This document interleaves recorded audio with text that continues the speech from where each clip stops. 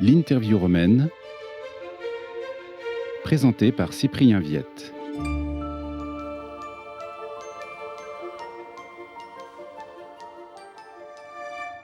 Mère Yvonne Rongoat, bonjour. Alors, vous avez été la supérieure générale des filles de Marie Auxiliatrice, qu'on appelle aussi les Salésiennes de Don Bosco, pendant 13 ans. Avant de parler de votre rôle au Vatican, est-ce que vous pouvez nous rappeler quel est le charisme de votre congrégation et quel a été aussi votre appel personnel à suivre cette voie? Et nous sommes une congrégation de 11 000 sœurs à peu près. Son charisme, c'est l'éducation. Dans les différents aspects de l'école, la formation professionnelle, au temps libre. J'ai été provinciale d'abord en France, puis je suis partie en Afrique, dans l'Afrique de l'Ouest. J'ai été provinciale aussi d'une province de 6 pays. Et enfin, je suis arrivée au Conseil général à Rome, où je suis restée 25 ans, parce qu'entre conseillère et supérieure générale pendant 13 ans. Une vie ouverte sur le monde entier. Alors, vous avez évoqué votre expérience en Afrique. Est-ce qu'en Afrique particulièrement, les religieuses sont un moteur du développement et de la promotion des femmes? C'est certainement un aspect important. Non? Beaucoup de congrégations travaillent avec cette attention de la promotion des femmes. Dans les différents aspects, nous-mêmes, à partir de l'éducation, nous sommes très attentives à favoriser, par exemple en Afrique, l'éducation des filles, parce que encore dans beaucoup de pays, beaucoup de filles n'ont pas la possibilité ou peu de possibilités d'être scolarisées. Personnellement, j'ai été très marquée par la vie en Afrique où j'ai pu découvrir beaucoup de valeurs humaines et bien sûr aussi une église en plein développement. Je dois dire que ça m'a beaucoup marquée et aussi transformée même pour le reste de ma vie. J'ai été très heureuse en Afrique. La situation française est plus difficile pour les vocations féminines. Est-ce que ce regard que vous portez justement sur le reste du monde, sur cette ouverture internationale que vous avez vécue, peut aussi redonner à la vocation religieuse féminine un attrait? Est-ce que c'est ce dont vous cherchez à témoigner quand vous revenez en France ou dans votre ancien mandat de provinciale de France? C'est pas totalement le désert, parce qu'il y a des vocations. Elles sont moins nombreuses. Et c'est sûr que quand on regarde le monde entier, l'espérance reste pour nous qui sommes une famille internationale. Il y a toujours, je dirais, un peu d'oxygène qui rentre dans certains pays. Et donc, je crois, oui, moi j'ai beaucoup d'espérance et nous sommes présentes dans 95 pays du monde que j'ai eu l'occasion de visiter pendant ces années de conseil général. Et donc, les rencontres avec les jeunes dans tous les contextes sont toujours une source d'espérance et d'ouverture qui m'ont toujours renforcé dans le cœur cette espérance. Et les jeunes ont besoin de trouver des adultes à leur côté qui les apprécient, qui leur font sentir la confiance, qui les écoutent. Je crois que c'est très important. Moi, je m'encourage toujours à vivre, à multiplier ces présences aux côtés des jeunes avec la possibilité de dialoguer et de cheminer avec eux. Vous avez aussi exercé la présidence de l'Union des supérieurs majeurs en Italie. Oui. L'écosystème italien est encore assez dynamique sur le plan de la présence des religieuses, de la visibilité sociale des religieuses aussi. Comment, en tant que religieuse française, bretonne, vous avez vécu cette expérience d'immersion dans un paysage italien assez animé, disons? Oui, ça a été une grande surprise pour moi parce que, d'une part, parce que j'ai été élue présidente de l'Union des supérieurs majeurs d'Italie à un moment où je ne m'y attendais pas. Et il est possible que si je l'avais su auparavant, je n'aurais pas accepté. Comme déjà ça m'était arrivé quelques années auparavant. Parce que j'étais supérieure générale d'une grande congrégation qui me demandait beaucoup de déplacements à l'étranger et donc avec une crainte de ne pas pouvoir assumer pleinement le rôle de présidence. Mais j'ai été prise au dépourvu, j'ai essayé de ne pas me faire élire, mais bon, après ça a été difficile. Et donc j'ai accepté avec joie. Mais évidemment, disons que une Française à la tête comme supérieure majeure de la conférence en Italie a été une question pour un certain nombre.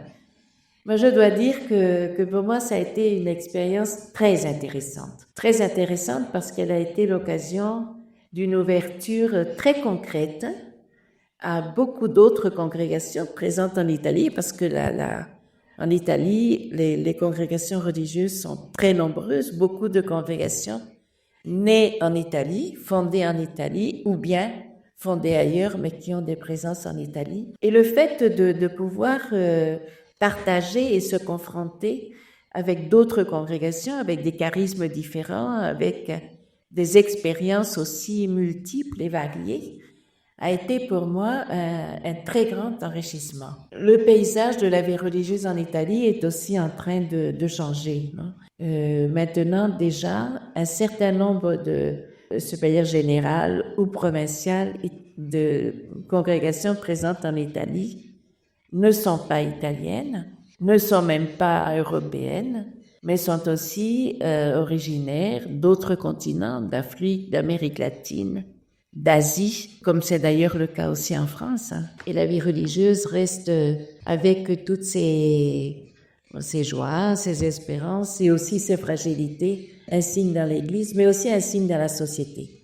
Alors j'en viens au pape François qui vous a nommé en 2022 membre du dicaster pour les évêques. Vous avez été l'une des 3 premières femmes à siéger dans cette institution. Est-ce que vous nous expliquez quel est votre travail précis au sein de ce dicaster? Oui, alors le pape François m'a fait cette surprise de me nommer membre du dicaster pour les évêques.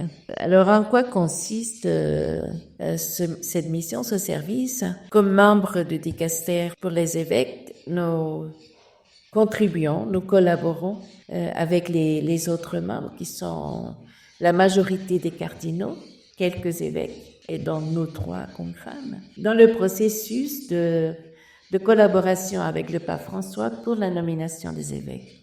Ceci consiste à étudier les dossiers qui sont envoyés au dicaster pour les évêques de la part des nonces apostoliques. Donc, en cas de vacances d'un siège diocésain, le nonce apostolique effectue tout un travail d'étude sur le diocèse en question, d'enquête sur des candidats qui pourraient éventuellement être disponibles et constitue tout un dossier envoyé au dicaster pour les évêques que nous sommes donc invités à étudier pour pouvoir, après études, réflexion, prière aussi, donner notre avis, chacune de nous, à des réunions plénières que nous faisons régulièrement pour pouvoir faire une proposition au pape François pour la nomination de l'évêque pour ce diocèse. Évidemment, le pape François a la dernière parole sur la nomination des évêques, mais c'est un travail de préparation, de discernement. Alors le pape François vous fait beaucoup travailler puisque vous avez aussi été experte et facilitatrice lors des assemblées du synode. Est-ce que vous pouvez nous expliquer un peu quel était votre rôle et puis comment l'autorité d'une religieuse peut être reçue dans les tables de travail par des cardinaux, des évêques ou par l'ensemble des participants au synode? Oui, alors ça a été une autre surprise d'avoir la demande de participer comme facilitatrice durant le synode. Je dois dire que j'avais un peu de crainte au départ parce que je me demandais effectivement comment accompagner, parce que la tâche d'un facilitateur et d'une facilitatrice est d'accompagner le discernement d'un groupe de travail où la composition était linguistique, mais bien sûr par langue avec des cultures différentes, parce que j'ai accompagné des tables de travail en langue française et nous nous sommes retrouvés, plusieurs évêques ou cardinaux provenant de différents pays d'Afrique, provenant du Canada, provenant d'Haïti, provenant de la France, et donc de réalités bien différentes. Alors, la facilitation était de favoriser le climat d'échange dans la méthodologie de la conversation dans l'esprit, qui a été, je crois, une clé dans la réussite et dans la création aussi du climat qui s'est créé au synode, qui donne la possibilité à chaque membre de pouvoir prendre la parole en toute liberté, de pouvoir aussi être écouté, de faire l'expérience de se décentrer de sa propre pensée pour se laisser toucher